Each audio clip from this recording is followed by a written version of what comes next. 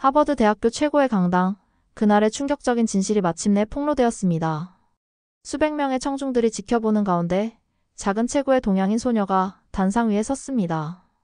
모두가 그녀를 무시했습니다. 영어도 제대로 못하는 아시아 아이라고 비웃었죠. 하지만 그들은 몰랐습니다.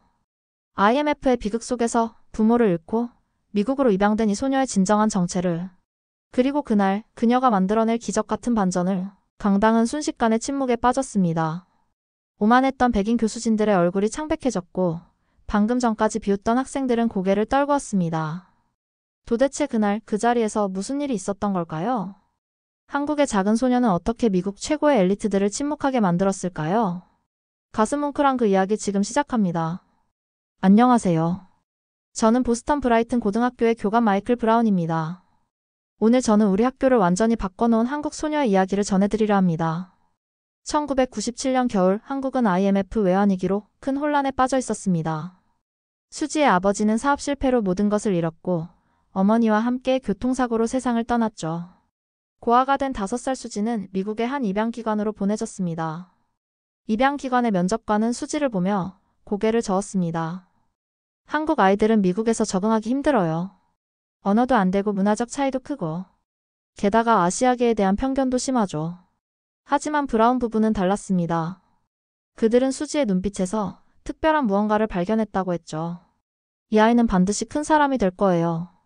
우리가 책임지고 키우겠습니다. 그렇게 수지는 미국 땅을 밟게 되었습니다. 하지만 그 누구도 몰랐습니다. 이 작은 한국 소녀가 앞으로 얼마나 많은 편견과 차별에 맞서 싸워야 할지, 그리고 그 과정에서 어떤 놀라운 일들이 일어날지를. 제가 수지를 처음 만난 건 그녀가 고등학교에 입학했을 때였습니다. 당시 그녀는 이미 많은 상처를 안고 있었죠. 하지만 그 눈빛만은 여전히 초롱초롱 빛나고 있었습니다. 초등학교에 입학한 수지의 첫날은 충격의 연속이었습니다. 영어를 거의 못하는 아시아 아이를 본 아이들은 그녀를 벙어리 차이니즈라고 놀렸죠. 수지가 자신은 한국인이라고 말해도 아이들은 아랑곳하지 않았습니다. 특히 점심시간은 가장 큰 시련이었습니다. 브라운 부부는 수지에게 늘 미국식 샌드위치를 싸주었지만 그녀는 그것을 거의 먹지 못했죠. 양부모의 사랑은 느껴졌지만 입맛은 속일 수 없었던 겁니다. 왜 밥을 안 먹는 거니? 어느 날 양어머니가 물었습니다. 한국에서 엄마가 해주던 도시락이 생각나요.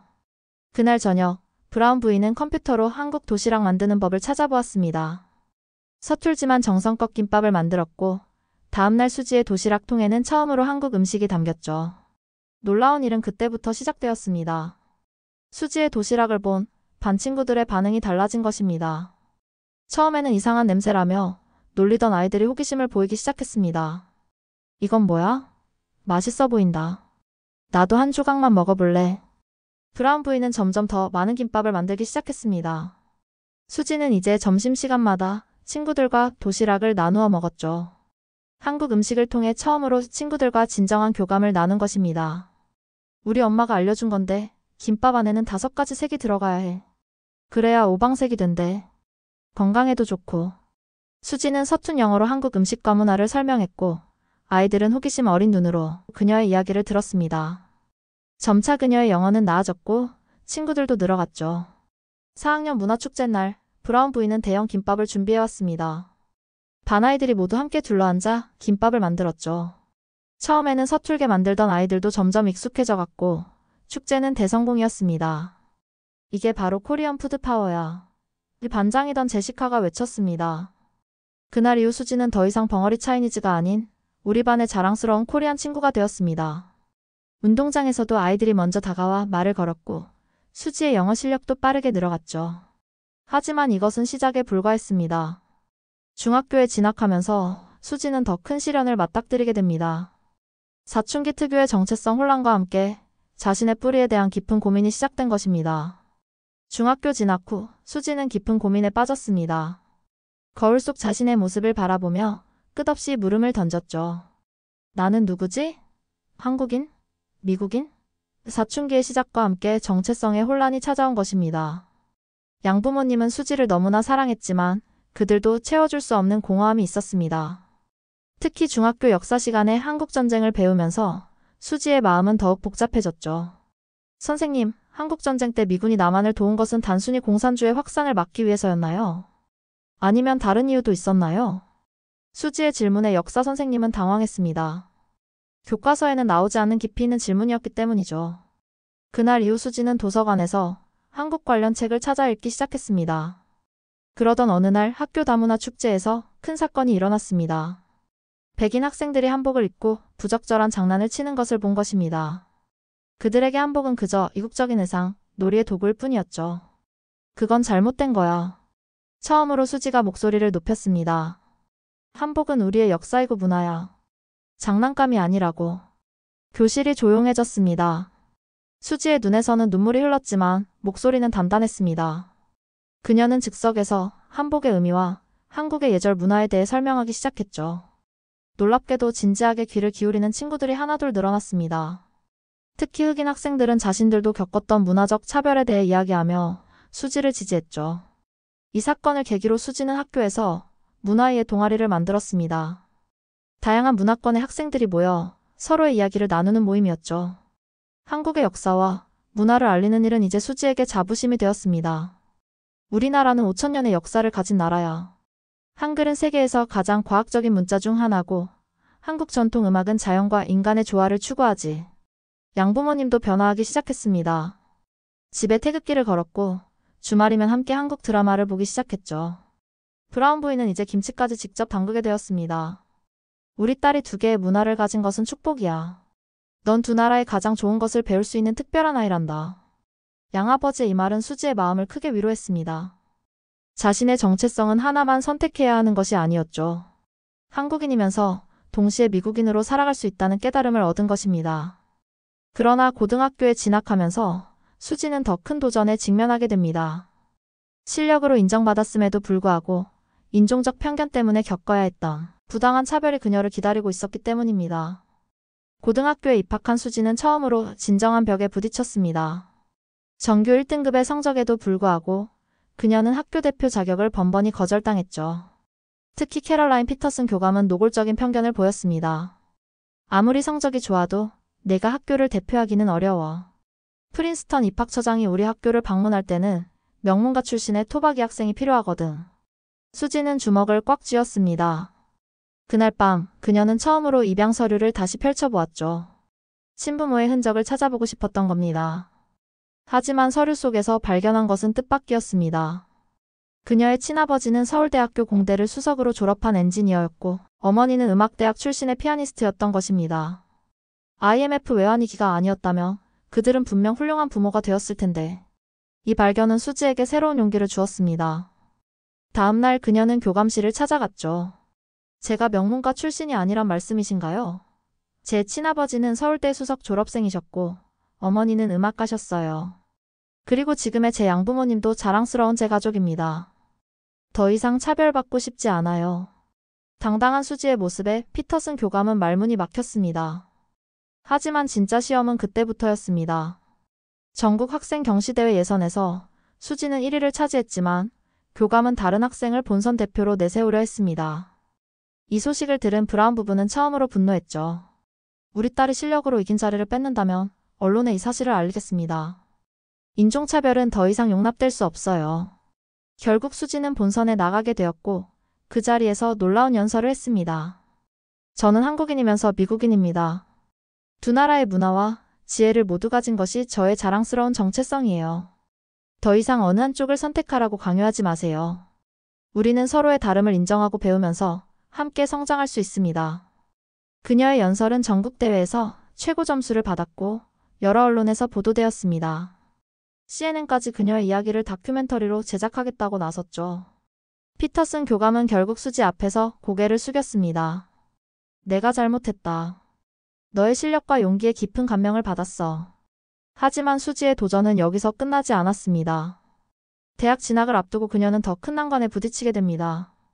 아이비리그 대학들의 장학금 심사 과정에서 또다시 마주하게 된 보이지 않는 차별의 벽. 하지만 이번에는 그녀 혼자가 아니었습니다. 프린스턴 대학교 입학은 수지의 꿈이었습니다. 하지만 합격 통지서와 함께 받은 장학금 심사 결과는 충격적이었죠. 아시아계 학생이라는 이유로 장학금 우선순위에서 밀려난 것입니다. 수지, 내 성적과 활동은 훌륭했어. 하지만 우리는 다양성 증진을 위해 다른 소수인종 학생들을 우선해야 해. 입학처의 이런 설명은 너무나 모순적이었습니다. 아시아계라는 이유로 오히려 차별받는 현실. 수지는 처음으로 깊은 좌절감을 느꼈죠. 양부모님은 집을 담보로 대출을 알아보셨지만 수지는 고개를 저었습니다. 제가 해결하고 싶어요. 그녀는 도서관 아르바이트를 시작했고 주말에는 한국어 과외도 했습니다. 최근 한류 열풍으로 한국어를 배우려는 학생들이 늘어난 덕분이었죠. 그러던 어느 날 도서관에서 우연히 한국전쟁 참전용사 모임을 만났습니다. 그들은 수지의 이야기를 듣고 깊은 감동을 받았죠.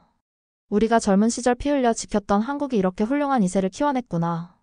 참전 용사들은 자발적으로 모금을 시작했고 프린스턴 동창회에 수지의 사연을 알렸습니다. 그들의 목소리는 큰 반향을 일으켰죠. 한국전쟁 때 한미가 피로 맺은 동맹을 잊었나? 이런 편견이 어디 있는가? 결국 대학은 장학금 정책을 전면 재검토하게 되었고 수지는 성적 장학생으로 선발되었습니다. 하지만 그녀는 이미 아르바이트를 계속하기로 결심한 뒤였죠. 이 경험이 제게는 더 큰 배움이 될 것 같아요. 그리고 저 같은 어려움을 겪는 후배들을 위해 이 문제를 계속 알리고 싶습니다. 수지는 대학 신문에 아시아계 학생이 겪는 역차별에 대한 칼럼을 연재하기 시작했습니다. 그녀의 글은 많은 이들의 공감을 얻었고 마침내 대학 당국도 변화하기 시작했죠. 졸업을 앞둔 어느 날 수지는 참전 용사들과 함께 한국을 방문했습니다. 서울 국립현충원에서 한국전쟁 참전 영웅들을 참배하면서 그녀는 깊은 깨달음을 얻었죠.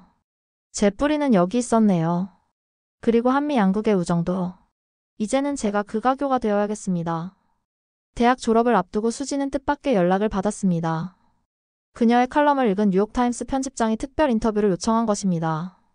당신의 이야기는 단순한 성공담이 아닙니다. 미국 사회가 직면한 숨겨진 차별과 편견, 그리고 그것을 극복해낸 용기의 이야기죠. 수지의 인터뷰는 사회면 일면을 장식했고 큰 반향을 일으켰습니다. 특히 그녀가 겪은 차별의 경험과 그것을 이겨낸 과정이 많은 이들의 공감을 얻었죠. 얼마 후 피터슨 교감이 프린스턴을 찾아왔습니다. 그녀의 눈에는 눈물이 고여 있었죠. 수지, 내가 정말 미안해. 네가 우리 학교에 있을 때 나는 너무 편협한 시각으로 너를 판단했어. 지금 우리 학교에는 많은 아시아계 학생들이 있는데 그들이 너의 이야기를 읽고 용기를 얻었다고 해. 수지는 더 이상 분노하지 않았습니다. 오히려 그녀는 교감의 손을 잡고 따뜻하게 말했죠. 선생님, 저도 많이 배웠어요. 차별을 극복하는 것은 서로를 이해하고 받아들이는 것부터 시작된다는 걸요. 졸업식 날 수지는 대표 연설자로 선정되었습니다. 그녀는 연단에 올라 잠시 침묵했다가 한국어로 말을 시작했죠. 안녕하세요. 그리고는 영어로 이어갔습니다. 저는 오늘 두 개의 심장을 가진 사람으로 이 자리에 섰습니다. 하나는 한국인의 심장, 다른 하나는 미국인의 심장입니다. 처음에는 이 두 심장이 충돌한다고 생각했지만 이제는 압니다. 이 두 심장이 함께 뛸 때 더 큰 사랑이 만들어진다는 것을요. 연설이 끝난 후 브라운 부부가 수지를 찾아왔습니다. 그들의 손에는 오래된 편지 한 통이 들려 있었죠. 이건 내 친부모님이 입양원에 남기신 마지막 편지야. 네가 성인이 되면 전해달라고 하셨어. 편지에는 이런 내용이 적혀 있었습니다. 사랑하는 우리 딸아, 너를 보낼 수밖에 없는 우리를 용서하려무나. 하지만 믿는다. 내가 어디서든 우리 민족의 자긍심을 지키며 훌륭하게 자랄 것을. 그리고 언젠가는 한국과 미국을 잇는 다리가 되어줄 것을. 수지는 편지를 가슴에 안은 채 울었습니다. 친부모의 마지막 바람대로 그녀는 이제 두 나라를 잇는 다리가 되어 있었으니까요. 수지가 뉴욕타임스의 칼럼니스트로 자리 잡은 지 1년이 되던 날이었습니다. 그녀의 칼럼 잃어버린 정체성을 찾아서가 큰 반향을 일으키고 있을 때였죠. 그날 편집실로 한 노인이 찾아왔습니다. 이른이 훌쩍 넘어 보이는 한국인 할아버님이었죠. 그분은 수지의 칼럼을 손에 꼭 쥐고 계셨습니다. 혹시 내 친할아버지를 만나고 싶지 않니? 수지는 그 자리에서 얼어붙었습니다. 할아버님의 이름은 김철수. IMF 당시 해외에 계시다가 한국으로 돌아오셨을 때는 이미 모든 것이 끝난 후였다고 합니다. 수지의 부모님은 세상을 떠났고 소녀는 미국으로 입양된 상태였죠. 25년을 찾았단다. 내 부모님의 사고 소식을 듣고 한국에 돌아왔지만 이미 너는 어딘가로 입양되어 갔더구나. 입양 기관은 개인정보 보호를 이유로 어떤 정보도 알려주지 않았어. 수지는 할아버님의 품에 안겨 울었습니다. 그동안 숨기고 있었던 모든 감정이 한꺼번에 터져나왔죠. 할아버님은 손녀의 등을 토닥이며 말씀하셨습니다. 내 아버지가 마지막으로 남긴 연구 자료가 있단다. 서울대 교수님들이 그 자료의 가치를 인정하셨어. 특히 인공지능 분야에서. 알고 보니 수지의 친아버지는 당시 획기적인 AI 알고리즘을 연구하고 계셨습니다.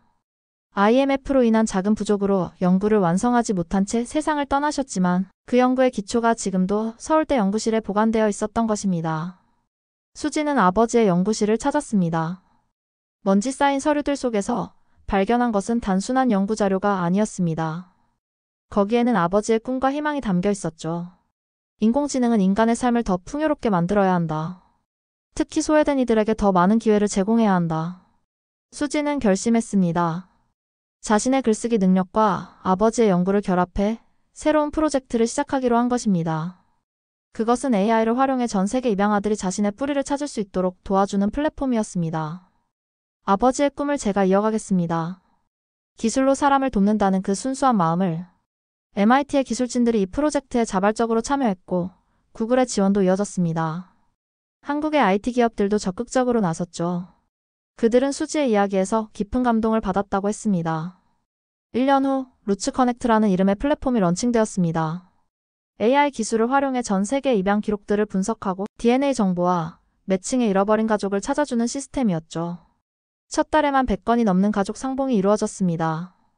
수지의 아버지가 꿈꾸던 모두를 위한 기술이 마침내 현실이 된 것입니다. 뉴욕타임스는 이 프로젝트를 테크놀로지와 인류의 완벽한 만남이라고 극찬했습니다. 한국의 기술력과 미국의 인프라가 만나 만들어낸 기적. 그것은 수지라는 한 사람의 정체성 속에서 완벽하게 조화를 이룬 것입니다. 이제 저는 압니다. 제가 입양된 것이 단순한 비극만은 아니었다는 걸. 그것이 오히려 저를 두세 개를 잇는 다리로 만들어준 거죠. 이제는 제가 다른 이들을 위한 다리가 되어줄 차례입니다. 루츠커넥트는 이제 전 세계 입양인 커뮤니티의 중심이 되었습니다. 수지의 칼럼은 더 이상 글로만 남지 않게 된 것이죠.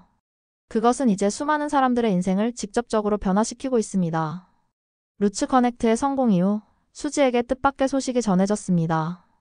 서울대학교 공과대학에서 그녀의 아버지의 미완성 연구를 재조명하는 학술대회를 개최한다는 것이었습니다. 25년 전 김민석 연구원의 AI 알고리즘이 현재 메타버스 기술의 근간이 되었다는 사실이 밝혀졌습니다. 수지는 서울행 비행기에 몸을 실었습니다. 학술대회장에는 세계 각국의 AI 전문가들이 모여 있었죠. 그들은 수지의 아버지가 남긴 연구가 얼마나 앞선 것이었는지를 증명해 보였습니다. 김민석 연구원의 감성인식 AI 알고리즘은 당시로서는 혁신적인 발상이었습니다. 만약 IMF로 인해 연구가 중단되지 않았다면 한국이 AI 기술을 선도했을 것입니다. 이 소식은 전 세계 언론의 주목을 받았습니다. 잃어버린 한국의 천재 과학자 IMF가 아사간 기술 혁신의 기회 등의 헤드라인이 연일 쏟아졌죠. 수지는 아버지의 연구실에서 발견한 또 다른 노트를 공개했습니다. 거기에는 놀라운 내용이 적혀 있었죠. AI는 단순한 기술이 아닌 인간의 감성을 이해하고 치유하는 도구가 되어야 한다. 이 철학은 루츠커넥트의 성공 비결과 정확히 일치했습니다. 수지는 아버지의 뜻을 이어받아 새로운 프로젝트를 시작했죠. 바로 힐링 AI 프로젝트였습니다. 이제는 입양인뿐만 아니라 전 세계의 소외된 이들에게 도움을 주고 싶습니다. 특히 탈북민들의 가족 찾기와 트라우마 치유를 돕고 싶어요. 한국의 대기업들이 이 프로젝트에 대거 참여했습니다. 실리콘밸리의 투자자들도 관심을 보였죠. 하지만 수지는 단호했습니다. 이 기술은 한국에서 시작되어야 합니다. 아버지의 꿈이 이곳에서 시작되었으니까요. 서울 판교에 설립된 연구소에는 전 세계 인재들이 모여들었습니다. 그 중에는 수지처럼 해외 입양인 출신의 과학자들도 많았죠. 그들은 자신의 뿌리를 찾아 한국으로 돌아온 것입니다. 프로젝트가 진행되면서 놀라운 일이 일어났습니다. AI가 분석한 데이터를 통해 수십 년간 헤어졌던 이상가족들의 재회가 이루어진 것입니다. 특히 감동적이었던 것은 북한에 있는 가족을 찾은 한 할머니의 사례였습니다. AI는 60년 전 흑백 사진 속 흐릿한 얼굴을 분석해 지금의 모습을 재구성했고 마침내 평양에 살고 있는 동생을 찾아낸 것입니다. 우리의 기술이 이렇게 아름다운 일을 할 수 있다니. 아버지가 꿈꾸시던 것이 바로 이거였을 거예요. 한국계 미국인으로서의 정체성, 아버지의 유산을 이어받아 완성한 기술, 그리고 그것을 통해 이뤄낸 인류의 실현까지. 이제 저는 제가 왜 이런 삶을 살게 되었는지 알 것 같아요. 우리는 서로를 이해하고 연결하는 다리가 되어야 합니다. 국가와 민족을 넘어 진정한 화합을 이루는 지금 수지의 힐링 AI 프로젝트는 전 세계 이산 가족들에게 희망이 되고 있습니다. 25년 전 IMF로 인해 중단된 한국의 기술이 수지를 통해 부활하여 세상을 변화시키고 있는 것이죠. 특히 감동적인 것은 이 프로젝트를 통해 많은 해외 입양인들이 한국으로 돌아오고 있다는 점입니다. 그들은 이제 자신의 뿌리를 찾아 한국의 발전에 기여하고 있죠. 실리콘밸리의 수많은 한인 과학자들도 한국행을 선택했습니다. 우리 민족의 저력은 시련 속에서 더 빛을 발했습니다. IMF도 해외 입양도 이제는 우리에게 새로운 도약의 발판이 되었습니다. 전 세계에 흩어진 우리의 인재들이 다시 모여 더 큰 꿈을 이뤄가고 있죠.